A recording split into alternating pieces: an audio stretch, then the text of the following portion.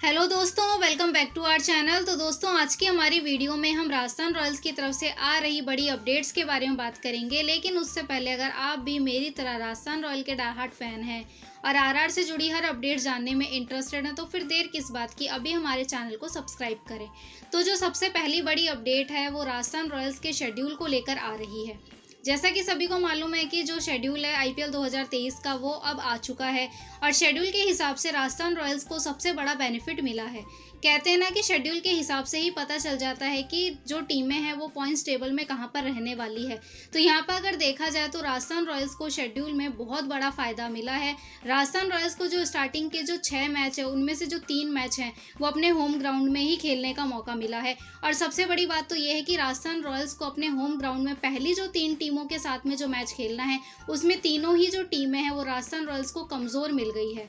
और राजस्थान रॉयल्स के पास ये वाला जो मौका है वो सबसे इम्पॉर्टेंट रहने वाला है, क्योंकि अगर राजस्थान रॉयल्स स्टार्टिंग में ही इन तीनों टीमों को हरा देती है और वो पॉइंट्स टेबल पर अच्छी तरीके से ऊपर भी रह सकती है और बाद में उनके जितने भी मैचेस होंगे उनको वो टेंशन फ्री होकर खेल सकती हैं, क्योंकि बाद में राजस्थान रॉयल्स के ऊपर पॉइंट्स टेबल को लेकर कोई भी प्रेशर नहीं रहने वाला है। तो अगर राजस्थान रॉयल्स की बात की जाए तो उनका जो पहला मैच है वो पंजाब, दिल्ली और लखनऊ से रहने वाला है। तो पंजाब के साथ में जो राजस्थान को जो मैच खेलना है वो 5 अप्रैल को रहने वाला है। वहीं दूसरा जो उनका होम मैच रहने वाला है वो 8 अप्रैल को दिल्ली के खिलाफ रहेगा। उसके बाद में राजस्थान रॉयल्स का जो अगला मैच है जो कि होम ग्राउंड पर ही रहने वाला है वो उनका 19 अप्रैल को लखनऊ के साथ रहने वाला है। अब अगर कमज़ोरी की बात की जाए तो राजस्थान को ये तीनों ही टीमें स्टार्टिंग में ही मिल गई है। तो पंजाब की बात की जाए तो पंजाब में इतना दम लग नहीं रहा है कि वो राजस्थान रॉयल्स को हरा दे, क्योंकि राजस्थान रॉयल्स पिछले आईपीएल सीजन की रनर अप टीम रह चुकी है। और राजस्थान रॉयल्स में अगर बात की जाए तो राजस्थान रॉयल्स ने अपनी टीम में ज़्यादा कुछ चेंजेस भी नहीं किए हैं। राजस्थान रॉयल्स ने अपना विनिंग कॉम्बिनेशन का जो कोर है वो बरकरार रखा है। वहीं अगर पंजाब की बात की जाए तो पंजाब की जो कमान है वो इस बार शिखर धवन संभालने वाले हैं। वहीं राजस्थान रॉयल्स की जो टीम है वो बिल्कुल एज इट इज़ वैसी ही रहने वाली है जैसे कि आईपीएल 2022 में हमें देखने को मिली थी।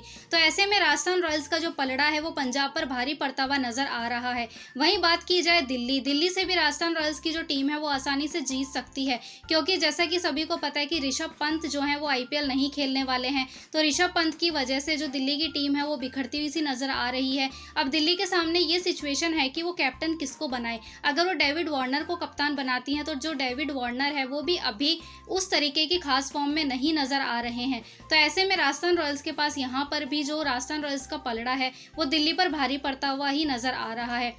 फिर अगली बात करते हैं, उनका जो मैच होने वाला है वो लखनऊ के साथ होने वाला है। तो लखनऊ की अगर बात की जाए तो लखनऊ के जो कप्तान है जो कि केएल राहुल हैं वो इस समय अच्छी फॉर्म में नहीं चल रहे हैं। तो जब कप्तान ही अच्छी फॉर्म में नहीं होगा तो फिर टीम का तो कह ही क्या सकते हैं। इसलिए राजस्थान रॉयल्स के पास यहाँ पर भी बड़ा मौका है लखनऊ को हराने का। इसलिए कहा जा रहा है कि जो तीनों ही टीमें हैं वो राजस्थान रॉयल्स को स्टार्टिंग में कमज़ोर टीमें मिल गए हैं और राजस्थान रॉयल्स के पास बहुत बड़ा चांस होगा इन तीनों ही टीमों को हरा के पॉइंट्स टेबल में आगे बढ़ने के लिए। और उनके बाद फिर उसके बाद में राजस्थान रॉयल्स के पास कोई भी प्रेशर नहीं रहेगा। वो इजीली जो आईपीएल के जो और मैचेस हैं उनकी अच्छे से तैयारी कर सकती हैं और फ्रीली होकर खेल सकती हैं। इसलिए स्टार्टिंग में ही राजस्थान रॉयल्स को पूरी तैयारी करनी चाहिए कि इन तीनों ही टीमों को अपने घर में हराकर पॉइंट्स टेबल पर ऊपर ही कब्जा कर लिया जाए। वहीं दोस्तों, जो अगली बड़ी अपडेट आ रही है वो राजस्थान रॉयल्स के प्लेयर जॉ रूट को लेकर आ रही है। राजस्थान रॉयल्स ने जॉ रूट को लेकर जो उनकी प्लानिंग थी उनको खरीदने की वो अब साफ कर दी है। उन्होंने बोला है कि जॉ रूट जो है वो बहुत ही बेहतरीन खिलाड़ी हैं और राजस्थान रॉयल्स ने आईपीएल 2023 के ऑक्शन में जॉ रूट को एक प्लानिंग के तहत लिया था। उन्होंने कहा था कि जॉ रूट एक ऐसे प्लेयर हैं जो टॉप ऑर्डर से लेकर मिडिल ऑर्डर में कहीं पर भी बैटिंग कर सकते हैं और ज़रूरत पड़ने पर बॉलिंग भी कर सकते हैं। इसलिए राजस्थान रॉयल्स ने बोला है कि जो राजस्थान रॉयल्स की जो प्लानिंग रहेगी वो ये रहेगी कि जॉ रूट को इम्पैक्ट प्लेयर रूल के तहत इस्तेमाल किया जाए। वहीं जॉ रूट को लेकर राजस्थान रॉयल्स की एक ये भी प्लानिंग रहने वाली है कि जब राजस्थान रॉयल्स एक बेहतर स्थिति में आ जाएगी और उनको लगेगा कि अब हमें कुछ प्लेयर हैं जिनको रेस्ट देना चाहिए, तो वहां पर भी वो जॉ रूट को एज ए प्लेयर के तौर पर यूज़ कर सकती हैं और जॉ रूट को अपनी जो मतलब प्लेइंग 11 होगी उसमें अच्छे से यूज़ कर सकती है। तो राजस्थान रॉयल्स ने साफ कर दिया है कि जॉ रूट को लेकर राजस्थान रॉयल्स की ये प्लानिंग थी कि उनको किस तरीके से टीम में खिलाया जाएगा और ज़रूरत पड़ने पर कैसे उनका इस्तेमाल किया जाएगा। वहीं दोस्तों, अगली बड़ी जो अपडेट है वो बेन स्टॉक को लेकर आ रही है। जैसा कि आईपीएल का जो ऑक्शन था वो चालू हुआ था, तब राजस्थान रॉयल्स के जितने भी फैंस थे उन सबका राजस्थान रॉयल्स से सिर्फ एक ही शिकायत थी कि राजस्थान रॉयल्स के पास जो पर्स बैलेंस है वो कम है, तब सब लोगों का यही कहना था कि राजस्थान रॉयल्स को अपने कोर में से कुछ खिलाड़ियों को रिलीज करना चाहिए था और इतना पर्स बैलेंस रखना चाहिए था ताकि वो बेन स्टोक्स को खरीद सकें। लेकिन अब जो खबर सामने आ रही है उससे राजस्थान रॉयल्स के जितने भी फैंस हैं वो काफ़ी ज़्यादा खुश हुए होंगे, क्योंकि अगर बेन स्टोक्स को राजस्थान रॉयल्स अपनी टीम में ले लेती तो जब राजस्थान रॉयल्स को उनकी सबसे ज़्यादा ज़रूरत होती उस समय जो बेन स्टोक्स हैं वो आईपीएल के कुछ मैचेस छोड़कर अपनी कंट्री के लिए चले जाते हैं। तो ऐसे में राजस्थान रॉयल्स के जितने भी फैंस हैं वो बहुत ज़्यादा खुश हुए होंगे, क्योंकि सीएसके को बेन स्टोक्स के रूप में एक बड़ा झटका लगा है। आईपीएल 2023 के शुरू होने से पहले ही चेन्नई सुपर किंग्स के लिए लगातार बुरी खबरें सामने आ रही है। पहले स्टार ऑलराउंडर काइल जेमिसन के बाहर होने के बाद अब टीम के फ्यूचर कप्तान माने जा रहे बेन स्टोक्स को लेकर भी बड़ी अपडेट सामने आई है। दरअसल स्टोक्स आईपीएल 2023 के प्लेऑफ के मैचों को मिस करेंगे। वो आयरलैंड के खिलाफ होने वाली एकमात्र टेस्ट सीरीज और एशेज सीरीज की तैयारियों को लेकर आईपीएल के अंतिम चरण के मैचों को मिस करते हुए नजर आएंगे। और इस बात की जो पुष्टि है वो खुद बेन स्टोक्स ने की है। उन्होंने बोला है कि उनके लिए जो उनकी कंट्री है वो फर्स्ट प्रायोरिटी पर रहती है, तो जब कंट्री में मैचेस स्टार्ट होंगे तो वो आईपीएल के मैचों को छोड़कर अपनी कंट्री के लिए चले जाएंगे। बेन स्टोक्स को चेन्नई सुपर किंग्स ने 16.25 करोड़ रुपए की भारी रकम देकर अपनी टीम में खरीदा था। हालांकि स्टोक्स के बाहर होने के बाद अब टीम को ऐसे खिलाड़ी की तलाश करनी होगी जो उनकी जगह को भर सके। गौरतलब है कि सीएसके को इससे पहले काइल जेमिसन के बाहर होने से बड़ा झटका लगा था।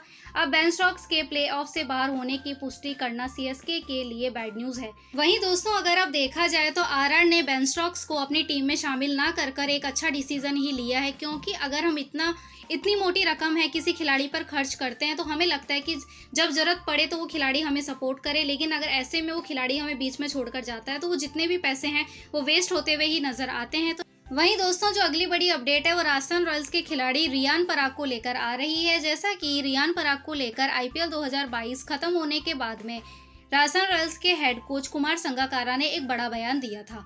वो बयान ये था कि आईपीएल 2023 में वो रियान पराग को लेकर कुछ प्लानिंग प्लॉटिंग करना चाहते हैं। वहीं वो रियान पराग को इस बार नंबर 4 पर खिलाने की तरफ देखेंगे। रियान पराग को लेकर राजस्थान रॉयल्स की जो उम्मीदें हैं वो बहुत ज्यादा है। हालांकि अब तक रियान पराग राजस्थान रॉयल्स की उम्मीदों पर खरे नहीं उतर पाए हैं, लेकिन इस बार का जो डोमेस्टिक सीजन गया है उसमें राजस्थान रॉयल्स के खिलाड़ी रियान पराग ने शानदार परफॉर्मेंस किया है। फिर चाहे वो बैट से हो या बॉल से, रियान पराग हर तरफ ही अच्छी तरीके से परफॉर्मेंस दिखाने में सफल रहे हैं। तो यही सोच रहने वाली है राजस्थान रॉयल्स की कि इस बार रियान पराग को क्यों ना नंबर 4 पर उतारा जाए और देखा जाए कि रियान पराग नंबर 4 पर आकर किस तरीके से अपने हुनर को आजमाते हैं। वहीं अगर रियान पराग नंबर 4 पर आते हैं तो फिर संजू सैमसन राजस्थान रॉयल्स के मिडिल ऑर्डर को संभालते हुए नजर आएंगे। तो रियान पराग के नंबर 4 पर आ जाने से फिर कप्तान संजू सैमसन खुद हमें नंबर 5 पर बैटिंग करते हुए नजर आएंगे और ऐसे कप्तान होने के साथ साथ वो अपने फिर मिडिल ऑर्डर को भी हमें अच्छी तरीके से संभालते हुए नजर आएंगे।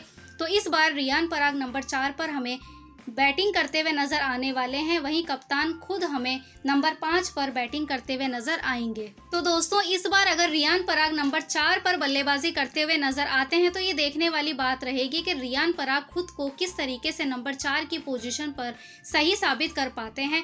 वहीं नंबर 5 पर संजू सैमसन राजस्थान रॉयल्स का जो मिडिल ऑर्डर है उसको और मजबूत करते हुए नजर आएंगे।